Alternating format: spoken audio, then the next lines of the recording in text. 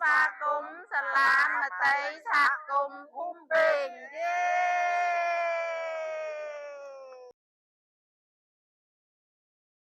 ជំរាបសួរនាងខ្ញុំឈ្មោះថ្មរីជាគ្រូបង្រៀននៅសាលាមត្តេយ្យសហគមន៍ភូមិបេងដែលស្ថិតនៅក្នុងភូមិបេងឃុំដានរុនស្រុកសូត្រនិគមខេត្តសៀមរាបខ្ញុំបង្រៀននៅសាលាមត្តេយ្យកម្រិតចម្រុះដែលមានចំនួនសិស្សសរុប25ស្រី10នាក់ពេលដែលនាងខ្ញុំចូលបម្រើការងារដំបូងនាងខ្ញុំបានជួបការលំបាកជាច្រើនដូចជា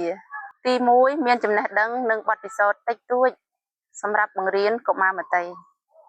ទី2ការតាមរដ្ឋបាលថ្នាក់រៀន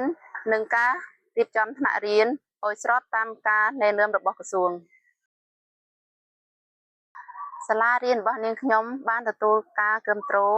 ទាំងសម្ភារៈបង្រៀននិងរៀនសម្ភារៈរៀបចំថ្នាក់នៅខាងក្នុងហើយនឹងការរៀបចំវិស័យនិងជញ្ជាទាំង33តួហើយនឹងការគាំទ្រការលាបថ្នាំពណ៌សាលានិងក្រាលការ៉ូឲ្យវាមានភាពស្រស់ស្អាតនិងទាក់ទាញកុមារ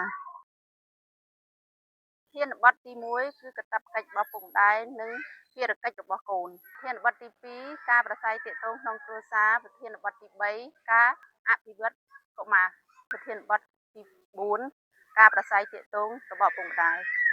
ធានបទទី5កិច្ចការពារកុមារនិងប្រធានបទទី6ការបង្រៀនកូនតាមបែបវិជ្ជមានជាចុងក្រោយខ្ញុំសូមថ្លែងអំណរគុណយ៉ាងជ្រាលជ្រៅចំពោះលោកប្រធាននិងក្រុមការងារនៃសមាគមសហគមន៍ភិមង្គលនិងមូលនិធិអប្សរាអនលើសដែលបានជួយដល់សាលាយើងខ្ញុំ